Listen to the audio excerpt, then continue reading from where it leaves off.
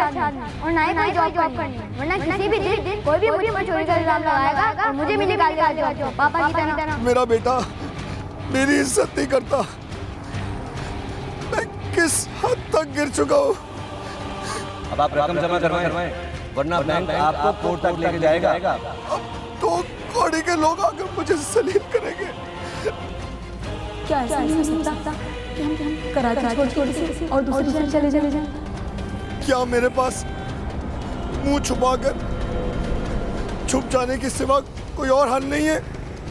क्या मेरे न होने से सबके मसले हल हो जाएंगे? क्या मुझे सबको छोड़कर चले जाना चाहिए? डर और खौफ में इंसान अक्सर ऐसे काम कर जाता है जो होशो हवास में उसके लिए करना बहुत मुश्किल होता है। अमजद बदहाल होकर अपने घर से क्यों निकला था? उसकी बीवी उसे शहर छोड़कर भाग जाने के मशवरे क्यों दे रही थी? रात के अंधेरे में उसकी किस्मत उसको कहाँ लेकर जाने वाली थी? यही है हमारे आज के सवाल और इनका जवाब है हमारी आज की कहानी में। मैं हूँ सुहेल समीर। अमजद एक ऑफिस में मुलाजिम था।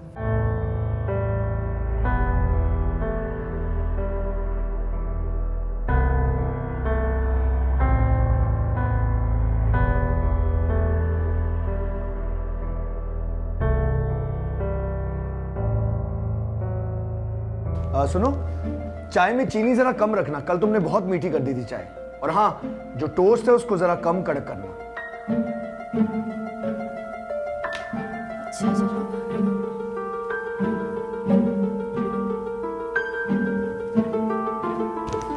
ले भी आओ।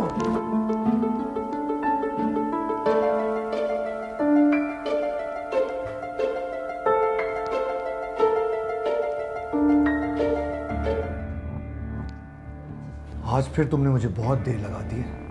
अब सुबह सुबह झगड़ा मत करने लगिएगा। जैसे झगड़ा तो हमेशा मैं ही शुरू करता हूँ। अच्छा अब छोड़े इन बातों को, वरना मैं इन बातों में असली बात बताना भूल जाऊंगी आपको। आज मैं मिसेस शमीम के साथ ना शॉपिंग पे जाऊंगी। बड़े ही नए डिज़ाइन आए हुए हैं। आप ज़रा मेरा अकाउंट चेक कर लेंगे कि कितना अमाउंट है। कहीं पिछली बार की तरह ऐसा ना हो कि क्रेडिट कार्ड मुझे मुँह चढ़ाता रह जाए और सबके सामने शर्मिंदा होना पड़े। हाँ मैं देख लूंगा, लेकिन तुम भी जरा हाथ रोक कर खर्च करना सीखो। 10 साल की शादी में मैं अब कहीं जाकर के तो अपनी पसंद की चीज़ें खरीदती हूँ, उस पर भी आप खुश नहीं होते हैं। जब देखो हर वक्त खर्चे की ही फिक्र करते रहते हैं। ओह मेरे खुदा, इन औरतों की अकल क्या सुबह ही सुबह घास चढ़ने चली जाती है? मैडम परवीन, मैं फाइनेंस मैनेजर हूँ, कोई राजा महाराजा नहीं हूँ कि दोनों हाथों से दौलत लौटाता रहूँ। अमजद, आपसे तो बात करना ही फजूल है। जब भी कोई बात करती हूँ ना, आप अपना शजर नसब लेके बैठ जाते हैं। अच्छा मुझे ये बताओ कि कितने बजे जाओगी? बॉबी आ जाएगा स्कूल से तभी जाऊंगी। अच्छा ठीक है, फिर तुम मुझे SMS करके बता देना, ठीक है? चलो ठीक है। खुदा हाफिज़। अल्लाह हाफिज़।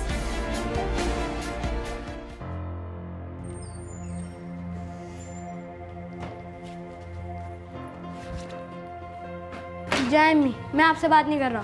क्यों भाई, क्या हो गया बॉबी? जब मैंने आपसे कहा था कि हमारे स्कूल में ड्रामा कंपटीशन है और उसमें मैं प्रिंस बनाऊं, तो आपने मुझे प्रिंस वाले शूज़ अभी तक लाके क्यों नहीं दिए? आपको पता है आज मेरा बैक स्टेज परफॉर्मेंस था और उसमें मैं बिना शूज़ के परफॉर्म करता रहा। कितनी इंसल्ट हुई आज मेरी। आपको कुछ एहसास है? हो बेटा, मैं बिल्कुल भूल गई थी। अच्छा आज ही मैं तुम्हें प्रिंस वाले शूज़ ला के दूंगी, ठीक है? फिर तुम्हारी कोई भी इंसल्ट नहीं करेगा। चलो तुम अपना मूड जल्दी से ठीक करो, मैंने तुम्हारे लिए ना बिरयानी बनवाई है। आप कहीं जा रही हैं? हाँ बेटा, वो मिसेस शमीम के साथ ना शॉपिंग पे जा रही हूँ। तुम पहले खाना खा लो तभी जाऊँगी। जब तक तुम रेस्ट कर लोगे मैं वापस आ जाऊँगी, ठीक है? चलें, खाना मैं आपके साथ ही खाऊंगा। चलो आओ चलते हैं।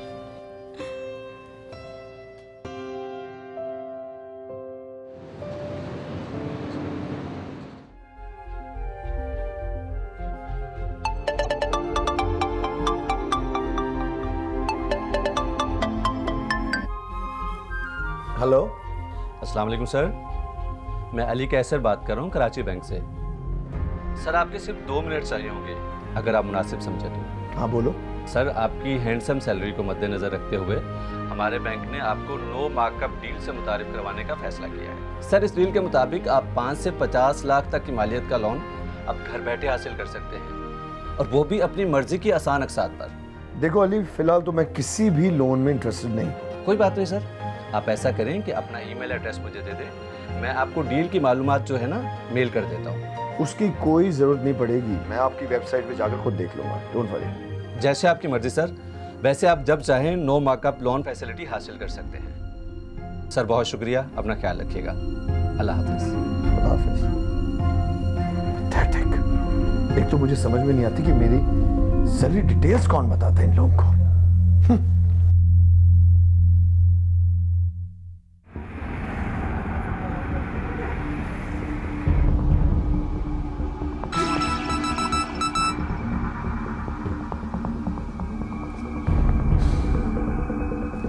इतनी रात को किसका मैसेज आया है भाई? यार सुबह ऑफिस में एक बैंक से फोन आया था, किसी लोन के मुतालिक बता रहे थे 5 से 50 लाख का लोन देना चाह रहे हैं, उन्हीं का मैसेज आया। अच्छा, और मार्कअप कितना है? मार्कअप नहीं होगा, नो मार्कअप स्कीम है कोई। इसका मतलब है कि इजाफी कोई रकम नहीं ले रहे इस बार। और ज़रा बताइएगा इसके बारे में कुछ। कह रहे थे माहाना इंस्टॉलमेंट भी आप अपनी मर्जी की बनवा सकते हैं और 2 से 5 साल में लोन अदा करना होगा। भाई स्कीम तो बड़ी कमाल की लग रही है, आप ले रहे हैं क्या? पागल हो क्या, मैं क्यों लोन लूंगा? मैंने कौन सा कारोबार करना है या अपनी बेटी की शादी करनी है? कभी कभी तो ना मुझे आपको देखकर ऐसा लगता है कि जैसे आपने MBA किया भी है कि नहीं। क्या मतलब? मतलब ये कि पैसे से पैसा बनता है अमजद साहब। भाई आपने वो मिसाल नहीं सुनी कि पहले शहद लगा फिर मक्खी आई, मक्खी पे छिपकली और छिपकली पे बिल्ली, बिल्ली पे कुत्ता और कुत्ते पे इंसान। बिल्कुल इसी तरह पैसे को पैसा खींचता है अमजद साहब। मगर ये सारी बातें तो अक्लमंद लोगों की समझ में ही आती हैं, हर किसी के बस की बात नहीं है। आखिर इन सब बातों का मकसद क्या है तुम्हारा? भाई मकसद यही कि आप 25 लाख लोन लें और उनके आसान से एक साथ बनवाएं। भाई मेरे अंदाजे के मुताबिक हम ये रकम 5 साल में अदा कर सकते हैं। भाई हम इतने पैसों का करेंगे क्या? भाई वो जो हमारा प्लॉट पड़ा है ना, हम उस पर घर बनवा कर किराए पे दे देंगे। कुछ ही सालों में कर्जा उतर जाएगा, फिर घर भी अपना और पैसा भी। हमें और क्या चाहिए फिर? नहीं भाई, मुझे ये सब कुछ सही नहीं लग रहा। बैंक से लोन लेना मुझे सही नहीं लग रहा भाई। आपकी आमदनी से तो हम कभी भी घर नहीं बनवा पाएंगे। बॉबी के स्कूल का खर्चा, घर बार, मिलना जुलना, कहाँ हो पाती है आपकी आमदनी से इतनी बचत? अरे भाई मेरी तरक्की भी तो होगी ना खैर से। आगे रफीक साहब ने भी रिटायर होना है और उनकी सीट मुझे ही मिलेगी, मैं ही हेड बनूंगा उस कंपनी का। ये तो और भी अच्छा होगा ना, उस वक्त तक हम 20% कर्जा उतार भी चुके होंगे। हम जल्दी या फिर एक साथ किस्तें अदा कर देंगे बैंक की। भाई मुझे तो ये ऑफ़र बहुत ही अच्छी लग रही है, आप अप्लाई कर दें वरना मैं खुद ही अप्लाई कर दूंगी। अच्छा भाई, मुझे तो तुम्हारी बातें समझ में नहीं आ रही। चलो मैं सोचता हूँ।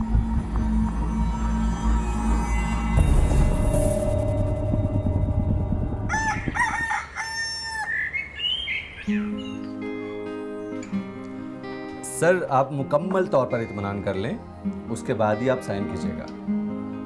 हमें कोई जल्दी नहीं है, जिस तरह आप चाहते थे बिल्कुल वैसे ही इंस्टॉलमेंट्स बनवाइए। मुद्दत भी आपकी मर्जी के हिसाब से रखी है और बैंक आपसे कोई भी मार्कअप चार्ज नहीं कर रहा। अच्छा अली, मुझे 1-2 बातें बता दो प्लीज। जी सर प्लीज पूछिए। अगर मैं 2 साल के बाद पूरी रकम बैंक को अदा करना चाहूंगा तो क्या ये पॉसिबल होगा? जी सर बिल्कुल मुमकिन है, हालांकि बैंक को इसमें नुकसान होगा, मगर आप जैसे वैल्यूड कस्टमर को हम कभी भी तकलीफ नहीं होने देना चाहते। और फॉर इंस्टेंस अगर मैं 2 माह तक इंस्टॉलमेंट बैंक को अदा ना कर सका तो बैंक मेरे साथ क्या करेगा फिर? सर बैंक आपको कॉल करके आपका मसला सुनेगा, आपस में सेटलमेंट करने के बाद तो निचली सतह की किस्त आपको दे दी जाएगी जो आप हर माह आसानी से अदा कर सकेंगे। ये तो बहुत अच्छा है। जी सर। तो फिर आप एक काम करें, आप मेरे लिए 25 लाख की जगह 50 लाख का लोन सैंक्शन करवाने की कोशिश करें। जी सर, जैसा आप कहें।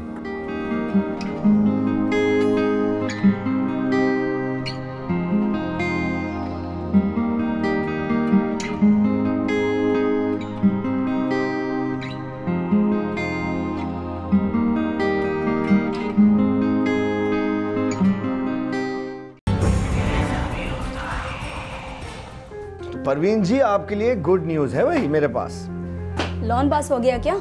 हाँ भाई, पास भी हो गया और हमारे अकाउंट में शिफ्ट भी हो गया। क्या सच? जी हाँ जनाब, मैंने सोचा था कि जब हमारे तमाम प्रोसेस कंप्लीट हो जाए जब आपको बताऊंगा। मुझे पता था, आप मेरा कोई भी कहा टाल ही नहीं सकते। आगे क्या सोचा है आपने? भाई मैंने 25 लाख की जगह 50 लाख का लोन लिया है। ये तो बहुत ज्यादा है। भाई घर भी बनवाना है और मैं अपनी गाड़ी तुमको दे दूंगा, अपने लिए नई गाड़ी निकलवा लूंगा और बाकी पैसे बॉबी के फ्यूचर के लिए भी रखने। वाह भाई, मेरे तो मजे आ गए। इसी बात पे मैं मजेदार सी चाय बना कर लाती हूँ। काफी दिन हो गए ना साथ में बैठकर चाय पिए हुए। अच्छा ये बताओ कि बॉबी कहाँ है, सो गया क्या? हाँ, सुबह उसके स्कूल में कोई पार्टी है, बहुत खुश नजर आ रहा था, उसी की प्लानिंग करते करते सो गया है। देखते ही देखते हमारा बेटा बॉबी कितना बड़ा हो गया है। कल को बाहर मुल्क पढ़ने चला जाएगा, फिर अपने घर गृहस्थी का हो जाएगा। पता नहीं उस वक्त हम कहाँ होंगे, क्या कर रहे होंगे। अरे भाई, आप क्यों फिक्र करते हैं? हम जहाँ भी होंगे अच्छे से ही होंगे और जो भी कर रहे होंगे ठीक ही कर रहे होंगे। आप सोचा ना करें ज्यादा। मैं चाय बना के लेकर आती हूँ, ठीक है? अच्छा भाई, गरम गरम मजेदार सी चाय।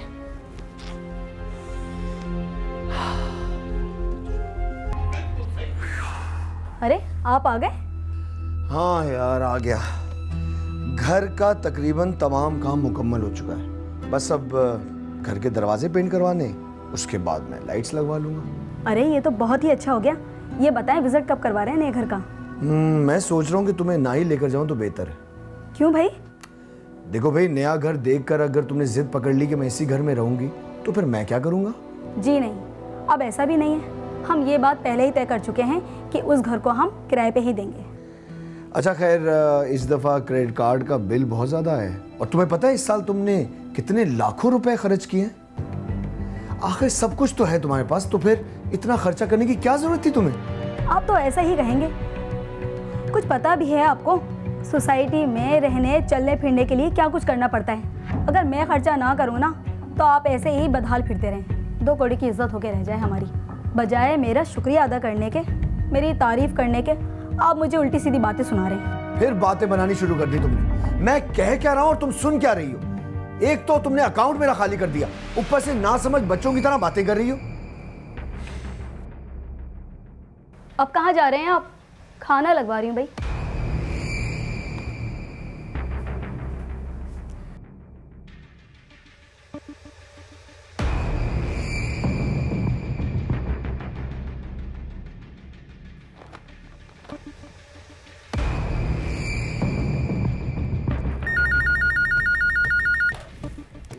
जी बॉस।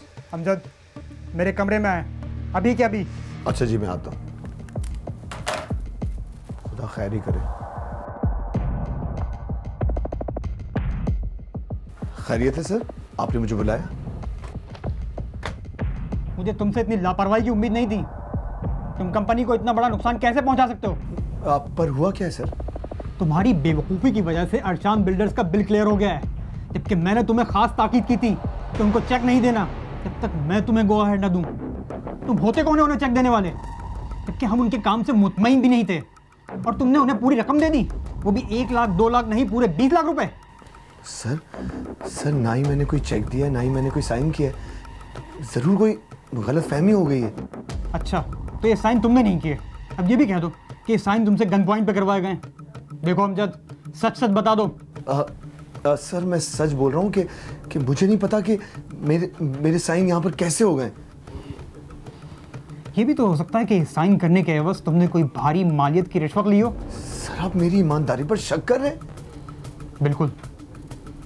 मुझे क्या पता कि तुमने अपना घर बैंक के लोन से बनवाया है कि कंपनी को चूना लगाकर। सर आप हद से गुजर रहे हैं। Get out Amjad, get out. जब तक इस केस की कार्रवाई मुकम्मल ना हो अपने आप को डिसमिस समझना। Get out.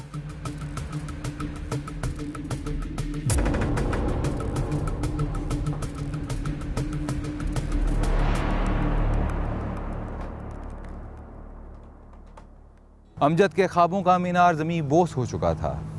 उसके तरक्की के इम्कान और दिन फिरने की बातें महज बातें ही रह गई थीं। उसकी कश्ती वहां डूबी जहां पानी कम था। मैं कैसे इतनी बड़ी गलती कर सकता हूँ? मुझे क्यों नहीं एहसास हुआ कि मैं अपने पैरों पर कुल्हाड़ी मार रहा हूँ? या खुदा, अब मैं क्या करूँ?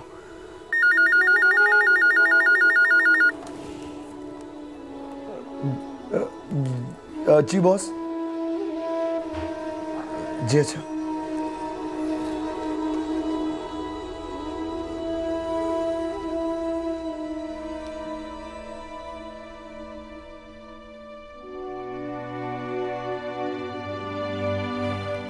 Yes sir.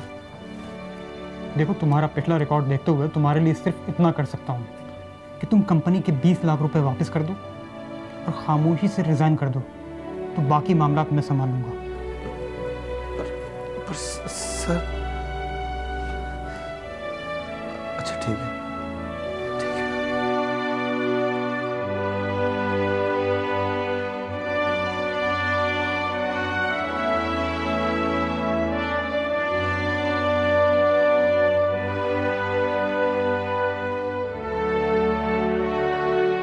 अरे आज अब जल्दी आ गए अमजद, खैरियत तो है? आप कुछ बोलते क्यों नहीं है? कुछ बताइए तो सही, खुदा के वास्ते कुछ बोले तो सही, मेरा दिल घबरा रहा है। क्या बताऊं परवीन, हम बर्बाद हो गए। क्या? मगर कैसे? मुझे खुद समझ में नहीं आ रहा कैसे, पर मुझसे ऑफिस में 20 लाख का घपला हो गया है। क्या?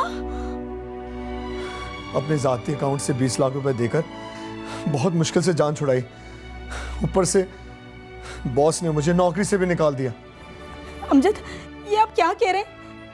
या अल्लाह, ये किसकी नजर लग गई है मेरे हंसते बसते घर को?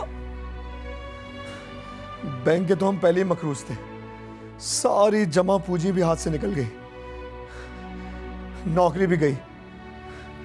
पता नहीं कहां से पैसों का बंदोबस्त होगा, कहां से आएंगे इतने पैसे।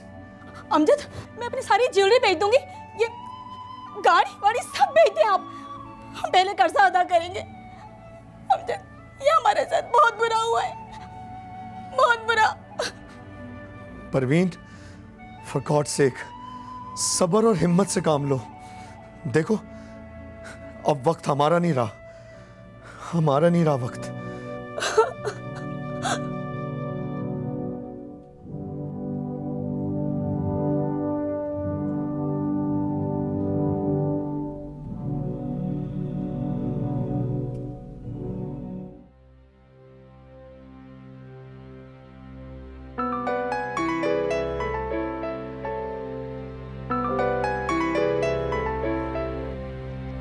हेलो, अमजद साहब बात कर रहे हैं? जी बोल रहा हूँ।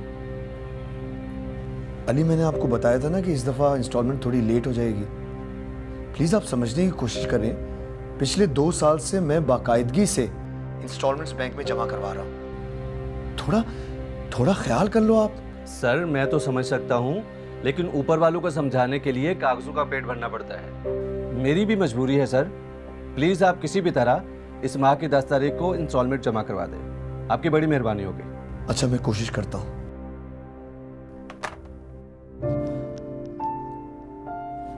कहाँ से आएंगे अमजद इतने पैसे? अब तो आमदनी का कोई जरिया भी नहीं है। देखो, तुम इन मामलात में मत उलझो, मैं देख रहा हूँ ना कोई रास्ता निकल आएगा। अच्छा ये बताओ कि बॉबी स्कूल से आ गया? नहीं, बस आता ही होगा।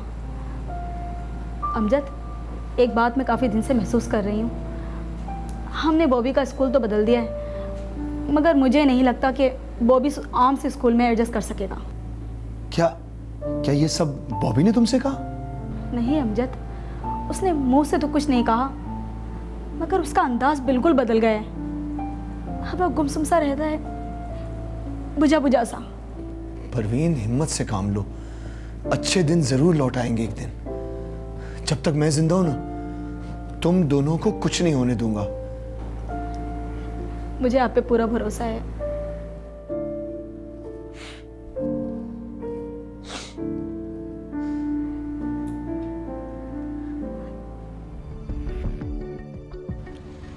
देखिए अमजद साहब, ये तो आप जानते ही हैं कि ये बैंक की पॉलिसी के खिलाफ है कि मैं आपके घर आऊं, इसीलिए मैंने आपको यहाँ बुलाया है। अब पानी सर से गुजर चुका है, मैं जितना संभाल सकता था मैंने संभाला है, मगर अब तो मेरी नौकरी भी खतरे में है, और मैं आपकी तरह कोई अमीर आदमी थोड़ी हूँ, एक गरीब सा इंसान हूँ जिसकी बीवी और बच्चे हैं। मेरा कुछ तो ख्याल करें। देखिए, आप मुझे मजबूर ना करें कि मैं आपसे बदतमीजी करूँ। देखो अली, मेरे जो भी हालात हैं वो तुम्हारे सामने है। मैंने तुमसे आज तक कोई भी बात नहीं छुपाई। मेरी नौकरी जा चुकी है, मेरी गाड़ी और बीवी का जेवर तक बिक चुका है। मैं रकम का बंदोबस्त नहीं कर सकूंगा। तो आपको लोन लेने से पहले सोचना चाहिए था ना अमजद साहब। खैर, मैंने आपको तमाम सूरत हाल से आगाह कर दिया है। अब आप रकम जमा करवाएं, वरना बैंक आपका मसला कोर्ट तक लेके जाएगा। कोर्ट? ये कोर्ट क्यों? तुमने खुद कहा था कि आपस में बैठकर बातचीत के जरिए कोई इजी इंस्टॉलमेंट्स प्लान कर लेंगे, तो फिर ये कोर्ट बीच में क्यों आ गया? बैंक को कोर्ट तक लेके जाने में सिर्फ एक ही चीज रोक सकती है, और वो है पैसा। वरना आपकी सर से छत और पैरों से जमीन छिन जाएगी। बाकी आप खुद समझदार इंसान हैं।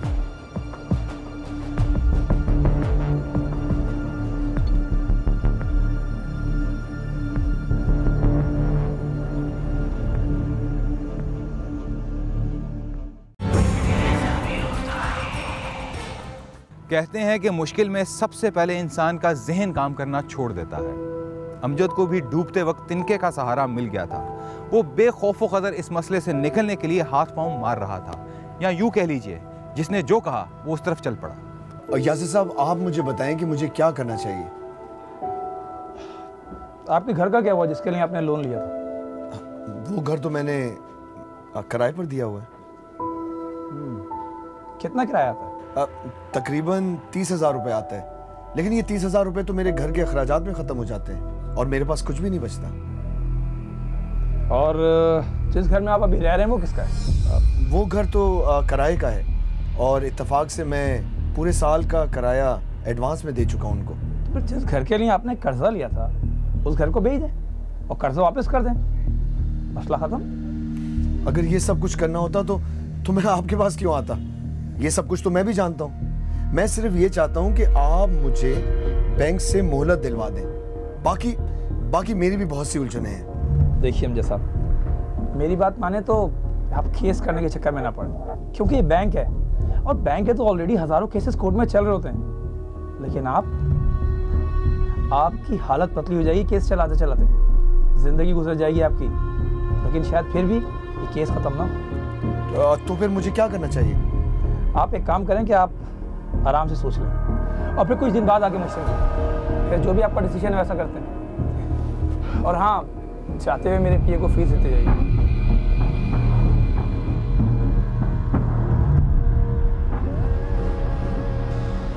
बॉबी बेटा, चलो घर पे आ जाओ, अजानें हो रही हैं। आ जाओ, शाबाश बेटा, आ जाओ। अरे परवीन बहन, कहाँ हो आजकल? नजर ही नहीं आ रही हो। तुम्हारी भाभी भी तुमको याद कर रही थी। और ये क्या हुलिया बना रखा तुमने? कहीं नहीं, बस ज़रा मसरूफियत कुछ ज़्यादा हो गई है। वो असल में मेरी मेड जो थी वो काम छोड़ के चली गई है ना, तो घर के सारे काम खुद करना पड़ते हैं। अच्छा, मैंने सुना तुमने उसको खुद निकाल दिया है। आप भी किसकी बातों का यकीन कर लेते हैं? अच्छा, दरवाजे पे क्या कर रही हो? अब ये मत कहना चौकीदार छुट्टी पे चला गया है। चलो बॉबी, घर में आओ, स्कूल का काम भी करना है ना बेटा। चलो बेटा। ड्राइवर,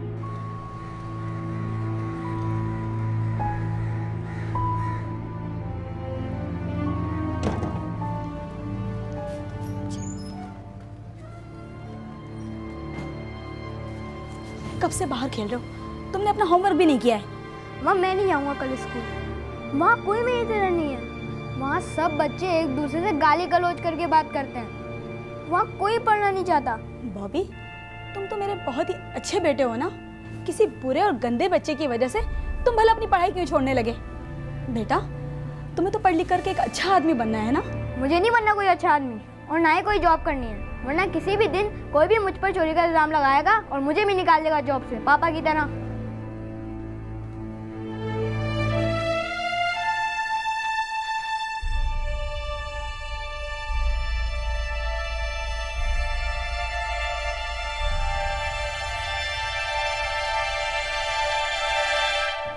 आप उसकी बातों को दिल पे ना लें, वो अभी बच्चा है, ज़माने की ऊंच नीच को नहीं समझता अमजद।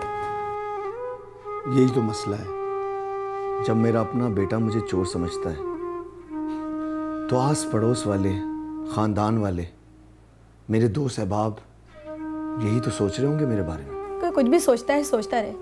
आप तो अपनी तबीयत ख़राब ना करें।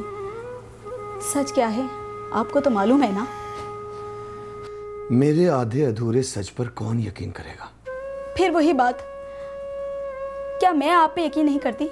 मैं हूं ना आपके साथ। तुम्हारा बहुत शुक्रिया परवीन कि तुम इस बुरे वक्त में मेरे साथ हो, वरना बुरे वक्त में कौन किसी का साथ देता है। नहीं अमजद, गलती सारी मेरी ही थी। ना मैं लोन लेने की जिद करती और ना ही हम बैंक के कर्जदार होते। अच्छा खैर छोड़ो इन बातों को, जाकर देखो कि बॉबी क्या कर रहा है। मैं अपने बेटे की आंखों में आंसू नहीं देख सकता। जी।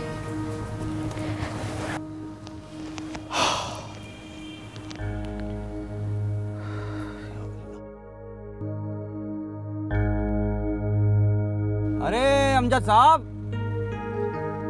आज खुद कैसे नजर आ रहे हैं? गाड़ी कहाँ है, और वो भी पैदल? नहीं, मैं वॉक पर निकला था, सोचा कि थोड़ी सी सब्जी भी खरीद लूं। गाड़ी तो घर पर है। अच्छा, पर मैंने तो सुना था कि आपने अपनी गाड़ी बेच दी किसी बैंक के कर्जे के चक्कर में। क्या ये बात सच है? मुझे जरा जल्दी है, बाद में आपसे बात होगी। ये सर, सब्जी तो लेते जाए। हाँ हाँ, अब कहाँ रुकेंगे? चोर की चोरी जो पकड़ी गई।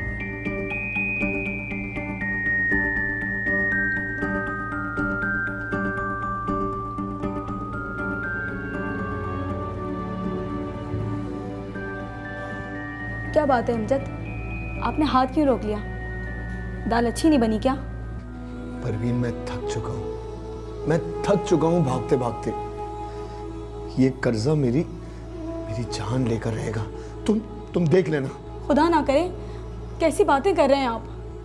तुम्हारा जेवर बिक गया, गाड़ियां चली गई, बॉबी के स्कूल का खर्चा रुक गया, अब ये घर भी छोड़ना पड़ेगा जहां पर मैंने अपनी फैमिली बनाई, जहां पर बॉबी पैदा हुआ। जहाँ फैमिली मिलके रहती है ना, वही उसका अपना घर बन जाता है अमजद। आप दिल छोटा ना करें। समझ में नहीं आता कि क्या होगा। लोग कितना झूठ बोलते हैं ना। नो मार्कअप की रट लगाकर लोन देने वाले बाद में डबल मार्कअप लेते हैं। क्या इस तरह से तो हम कभी भी कर्जा नहीं उतार सकेंगे अमजद? मुझे भी तो समझ में नहीं आ रहा, क्या करूं। अब तो मोहल्ले वालों को भी पता चलना शुरू हो गया कि मेरा दिवालिया निकल गया है। मगर उन्हें कैसे पता चला? हर बड़े आदमी का अकाउंट इस बैंक में है, किसी ने बता दिया होगा। ऐसी बातें कहां छुपती हैं? कुछ समझ में नहीं आ रहा कि क्या करें। अमजद, मैं आपसे कुछ कहना चाहती हूँ, अगर आप बुरा ना माने तो। बोलो। क्या ऐसा नहीं हो सकता कि हम कराची छोड़ के किसी और दूसरे शहर चले जाएं? हमें बैंक वालों के फोन भी नहीं आएंगे वहां।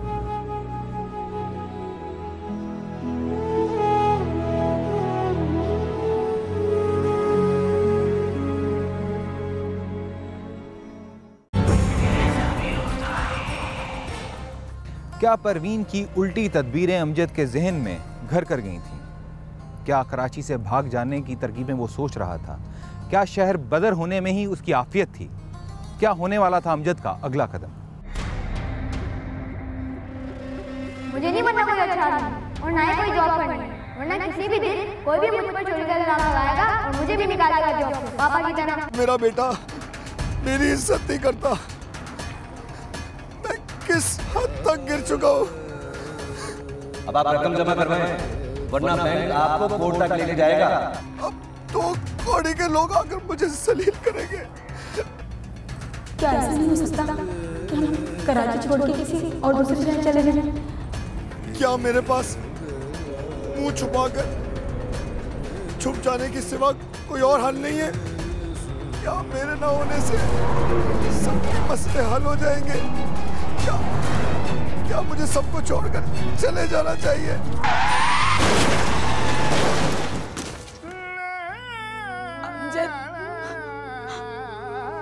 कहाँ चले गए आप मुझे छोड़ के? कहाँ चले गए?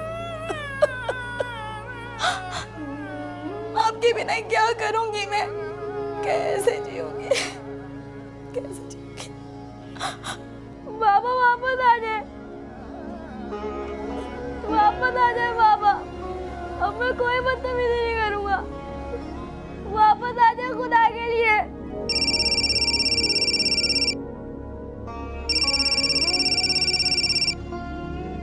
हेलो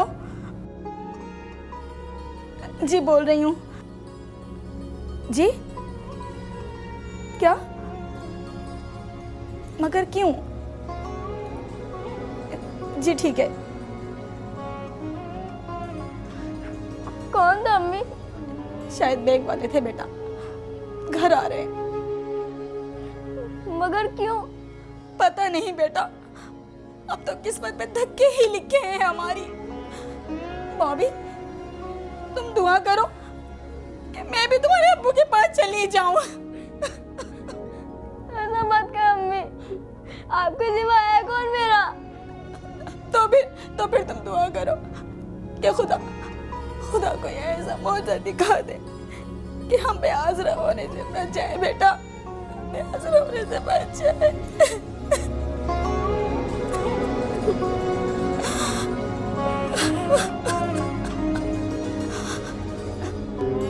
आप मुझसे समझे थे? जी। अस्सलाम वालेकुम, मेरा नाम वकास है, मैं great life of insurance company में जॉब करता हूँ। पर मेरे शौहर ने तो किसी लाइफ इंश्योरेंस कंपनी से कर्जा नहीं लिया था। बिल्कुल ऐसा ही है। असल में बात दरअसल ये है कि मिस्टर अमजद ने तकरीबन 15 साल पहले हमारी कंपनी से एक लाइफ इंश्योरेंस पॉलिसी ली थी। उनकी हादसाती मौत के बाद वो पॉलिसी मैच्योर हो गई है। अमजद साहब मेरे बड़े भाई की तरह थे। उनकी मौत के बाद मैंने इंश्योरेंस खुद ही क्लेम कर दिया और मैं यहाँ चेक देने आया हूँ। चेक? जी, ये आपकी अमानत है, 50 लाख का चेक है।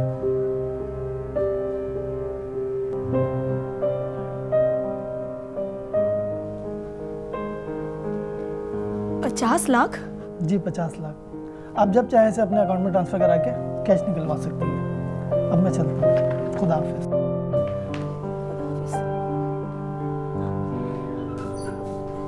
या अल्लाह, तेरा शुक्र है मेरे मौला। देखा मम्मी बेटा, तुम्हारे अब्बू हमें इस दुनिया के बेरहम हाथों में अकेला छोड़ के नहीं गए। जो वादा उन्होंने अपनी जिंदगी में किया था ना, अपने जाने के बाद पूरा कर दिया है उन्होंने, पूरा कर दिया बेटा।